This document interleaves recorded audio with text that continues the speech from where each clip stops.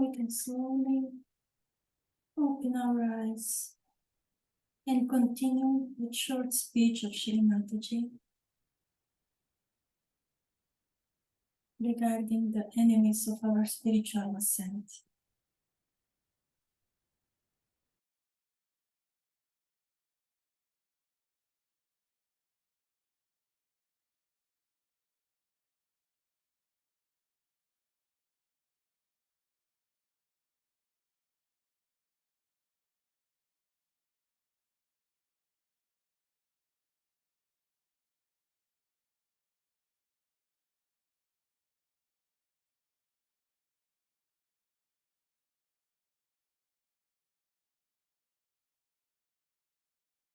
Can you hear it?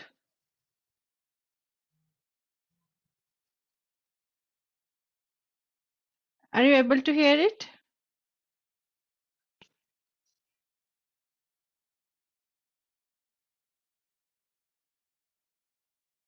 Hello? No, we cannot. No? No. Give me Okay, I permission. have some problem. Yeah, looks like there is some audio problem here. Will Give you me like to? I can Yeah. share it with permission.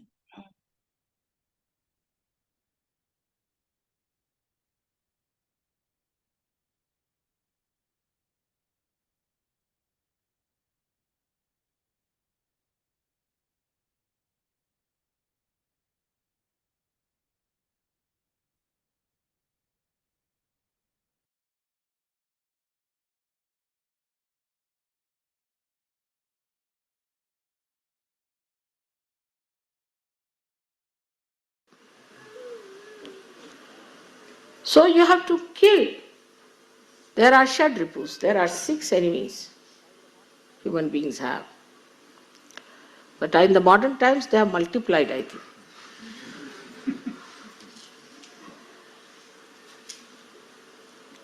The first one is the lust. Kill your lust.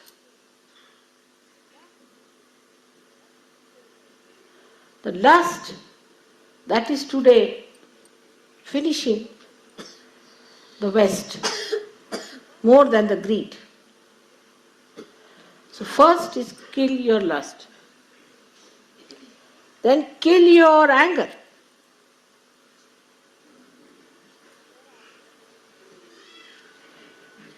There are certain people who have a built-in response that as soon as they see somebody, they get into anger. If a white man sees a black man, he gets into an anger. A black man sees a white man, he gets into anger. Is that right? I mean, God has made all kinds of skins. The life would be boring if you all had the same parts, skins, all of you looking the same. So he has made different types of beautiful people. But this anger can come from any source.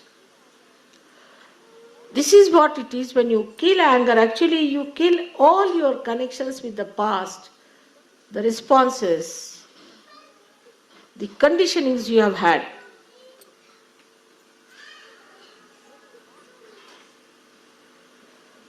Then the vanity that people have. I find it much more when I go to places where people call themselves bureaucrats or they are in charge, like matrons, telling people what to do this, do that, do that. This is the Krishna's finger. Using Krishna's finger on others. The vanity. The vanity that you are perfect. You are perfect. Nothing wrong with you. You are the best people. English think they are the best. Germans think they are the best. Italians think they are the best. Or say, the best of all are the Swiss people.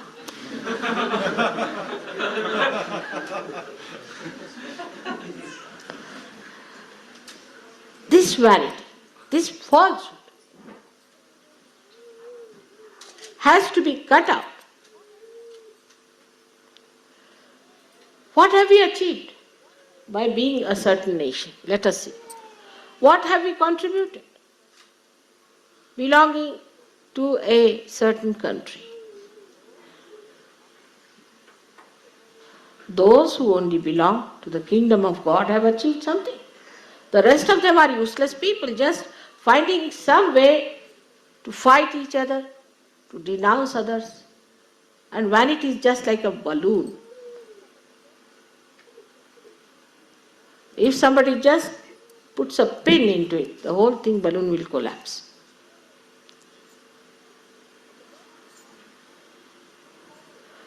Then the worst of all is jealousy. And that is among Indians. Indians are very big jealous spots. Especially the Indians who are again in the government and the politics. But otherwise also there are jealousies. They'll always complain about other people and will be jealous.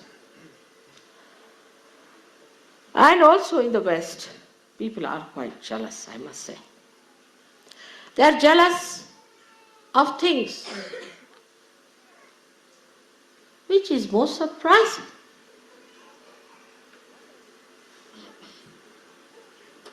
One day I was going in the car and one gentleman was very furious for nothing at all. So the another one tells me they are jealous because you are sitting in a Mercedes car. I said, but that's not mine, that's my husband's, you see. What is there to be jealous because I'm sitting in a Mercedes car?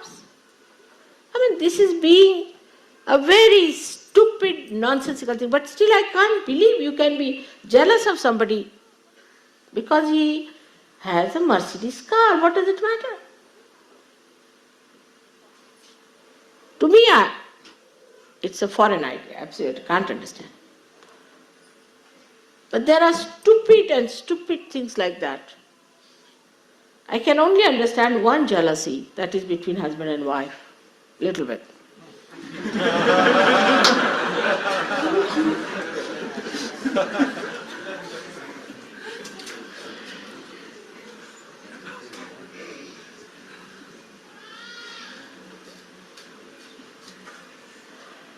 Then the fifth thing that he asked us to kill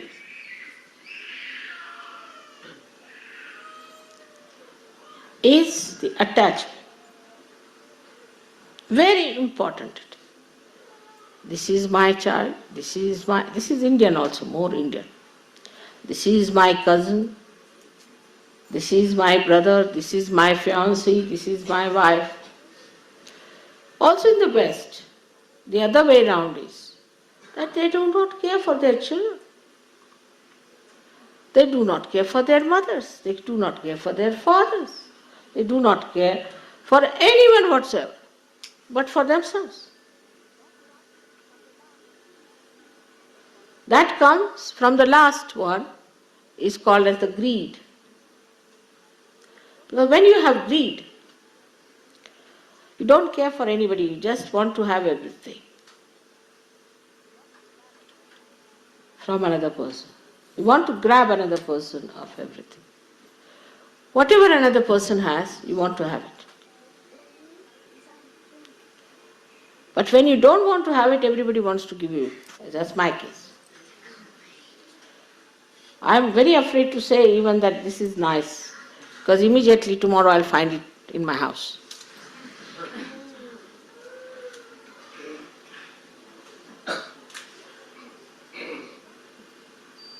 So this greed is the one which has done such a harm to the whole world. People have gone into great dominations and on other countries. For what? For these diamonds and nonsensical things like that.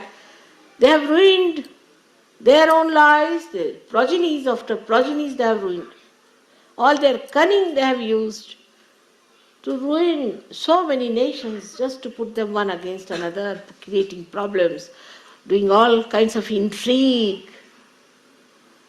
Just for what? For greed, which is absolutely like cancer. doesn't allow anybody else to exist. And then you start eating yourself out. It's a disease, I think, greed. And with that goes the miserliness. People become miserly. Then, where does this greed end up? After all, the money that accumulates or things that accumulate in your house, what happens to them? You want to use them. What's the matter with this one? No. Try to be, not to be, I have told you, otherwise I'll ask you to go out, alright? Concentrate. So what happens to the people who are greedy? They become miserly. They can't enjoy life. They cannot spend money because the greatest joy is in giving things to others, no doubt about it. And they cannot give any joy to anyone. They cannot create anything for the future progeny to see. So what happens to them? Their children, when they come in, they become wasted. They waste all their money. They lead a wasteful life. They get into wrong things and ruin themselves. So their children are born become miserly. So the vicious circle starts moving. He has said, kill all of them. These are your 6 enemies.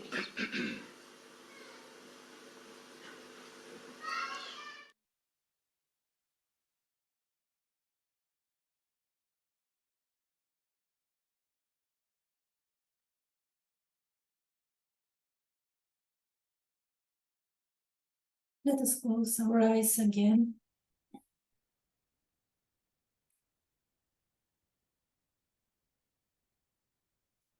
Try to keep attention in Sahasrara and stay in silence for a few minutes.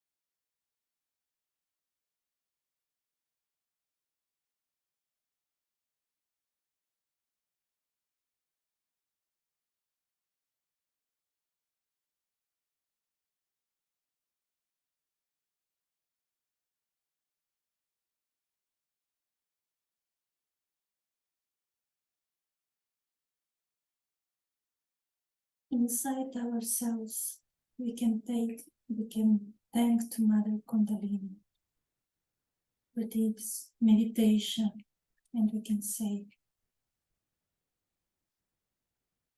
Mother Kundalini, thank you for giving me my self-realization.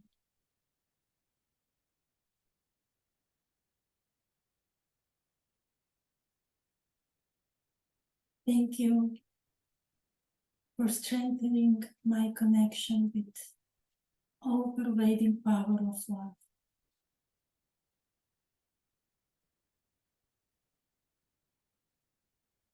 Thank you for giving me thoughtless awareness.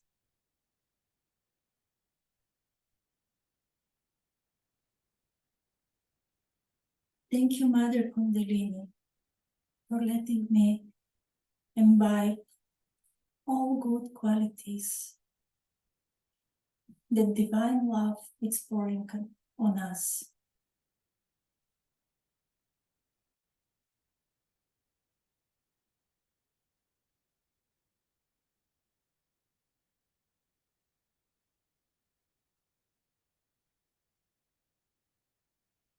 Mother Kundalini,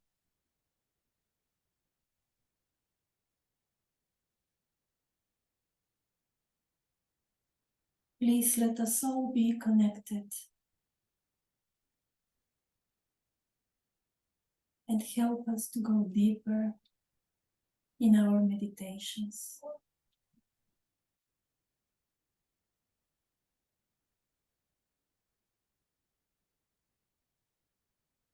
Thank you again and again for all divine blessings that we receive in our daily life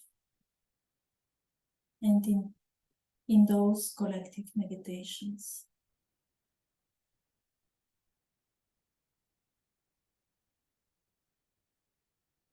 We can finish the meditation by raising our Kundalini and giving ourselves Bandhan.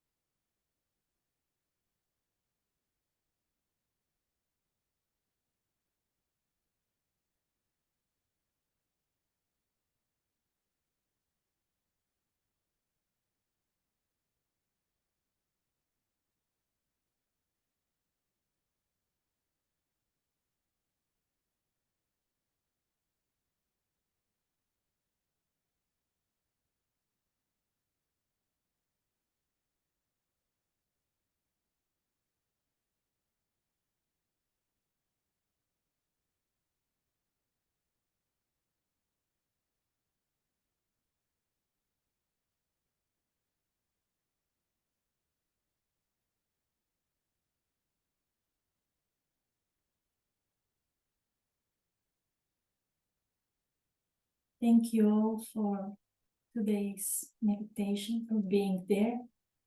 So if there are some questions, feel free to ask. If I know, I will answer. If not, some of the other yogis which are present here, maybe they can answer. So feel free to ask your questions. I think everybody can unmute themselves.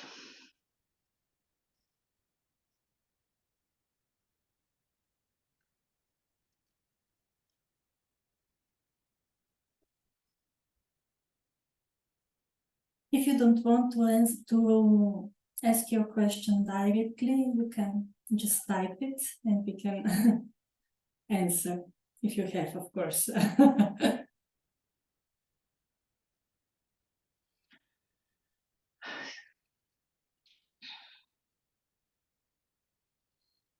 How would you describe surrendering? Surrendering, it's, let's say, we have situation, I will take situation with myself. When I was about to enroll in the university, I really wanted, I mean deeply, deeply wanted to study archaeology. But my way was completely different and very for a long time, I would say, I was struggling to go against what my way was to unfold in front of me, because that was my desire, archaeology.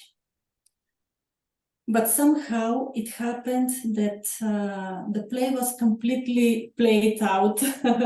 I was preparing for one thing, the other exams had to be taken, and immediately in what was the strongest, the most knowledge in what discipline I had, that was chemistry and biology. So that's why how I decided to apply for human medicine. I was struggling, I was going against the divine will. I wasn't able to surrender. But when you follow the signs which are going, instead of seeing where is my strength, where is my power, what divine has gifted me, that was, of course, biology and chemistry, I was going but some kind of my ideas. So I wasn't able to surrender and to see. The other thing which is going to help us surrender, it's like by not imposing mandatory our desires and our will to others. Like trying to see what is the best, trying to see what is the best. And very often in meditation, surrendering is by letting divine to take over our desires. Very often surrendering in our meditation, let's say when we say affirmations, for right Nabi affirmation, it is Mother Kundalini, please dissolve all my problems, family problems, material problems, all kind of things. But if we have some kind of particular problem, maybe we can find ourselves like, Mother Kundalini, please dissolve all my problems with the money. We are a little bit like, this subtle ego is going to direct what we wanted to happen. And by surrendering, we can say in our affirmation, we can say, Mother Kundalini, I surrender all my problems. Please take care of them. I surrender. Like, I'm humble in front of you. Please show me what is your desire. It's not easy to see those things, this difference by surrendering and imposing our desire. But when we are surrendered, we are peaceful from inside. We don't have this kind of constant worries what will happen. When we are surrendered, we know that divine will take care of us. That it doesn't mean to be irresponsible. It means that we are completely sure, we are completely confident in the divine force, in the divine power that is going to take care for me and give me what is best for me. So that's why I would say that surrendering, maybe it is feeling the peace inside of us. Let us see. Oh, there is a lot of things. I have one question. Yes. So lately, what I have experienced is that somehow, like, I want to follow my pure desire, and I want to like surrender and also be thoughtless every now and then that I can. But it has happened that that my thoughts have not like they have hindered this process. Somehow, like, I felt that I can't feel my heart, I can't feel my pure love, and so this has been a like a constant struggle for a while now, especially like last week and this week. So I just want to know if you have like any advice for this or anything that I can do. It has been like a constant struggle. Very often what happens that we have a lot of conditionings in our lives. They are by the society where we are living, they are by the family where we are raised up and brought up. So often when we are struggling to establish the qualities of the divine within us, there is a big fight between conditionings and between the new qualities which has to establish within us. And this process takes time. There is no instant decision about this. What I will suggest it is regularly clearing the left svadhisthana, because the pure knowledge, it is established in left svadhisthana. Except left svadhisthana, something which maybe it's good to know, that all our chakras has projection on the head. Where is the Muladhara projection? It is on side, from the back of the head, where the optic nerves, the nerves of the vision, are crossing. But also it is very close to the medulla oblongata, where the center of balance in the body, it is placed. So you see how much important it is, Muladhara chakra. Regular sock, regularly affirmations for Muladhara chakra, because if Muladhara is not stable, we are not going to feel stability in life. We are not going to feel grounded, that we are stepping steadily on the ground and we know what we are doing. And Muladhara chakra has a lot of qualities to express. It's not only innocence and purity, they are the basis, but the ability to feel the joy, ability to keep the balance and not going back to the let's say for my family it is Orthodox Church, not going back to some of the habits of Orthodox Church. I think in each religion there is some kind of things imbibed, not given by the founder of the religion. Like I see in Orthodox Church some things which are not given by Jesus Christ. And this is really in Muladhara chakra, not going to extremes, to see the balance. That is the right aspect of Muladhara chakra. So I would say right Muladhara, left svadhisthana and regular foot sock. Also hand sock, the right hand in the bowl with salt, because all the thoughts which are from our head will go down in the water, and we will be able a little bit easily, first of all, to sleep and at least to find peace of mind in our head. But it's a process. It will take time. It's not going to happen instantly. Yeah. Thank you so much for that. I have definitely felt like constantly when I work on my right channel, left catches, like something is like not, get out so that I can actually be peaceful. And so, thank you for your advice. Candle on left svadhisthana, candle. Yeah. Not only vibrations, but also candle, three candles treatment. Yeah. It's very good for this. Just to be ourselves, not what our society and family impose on us. Yes. Thank you. Welcome. Is there any other question there? I see a lot of messages and I'm happy that you all have adjusted yourself in this small space. When there is love and understanding, little space can occupy many hearts. But when there is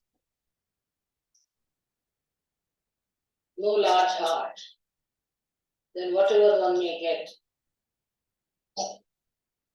it is never sufficient. Today we are going to worship Shiva Tattva within us, principle of Shiva. For all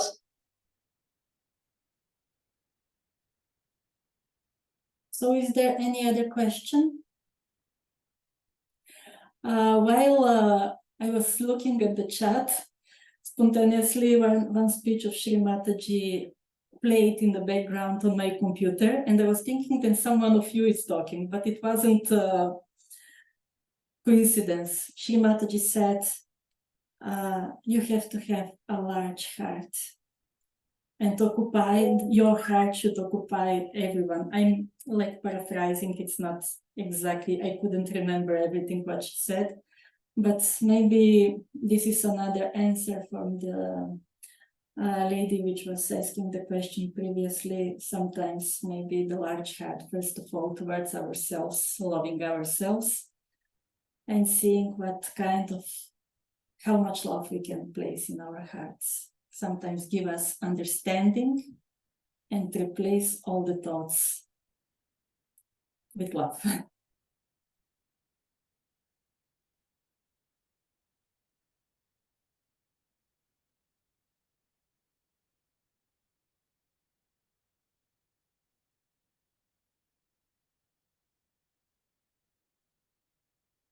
Okay, so I was wondering, like, only one mic is on, and from whose computer it's coming, Shri Mataji's audio, but it was so good to hear that, so I didn't do anything. It was from my computer, and somehow it played by itself. It wasn't me.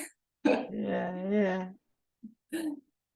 So I'm gonna pause the recording now, and Okay. Thank you very yeah. much for assisting today. And I hope so that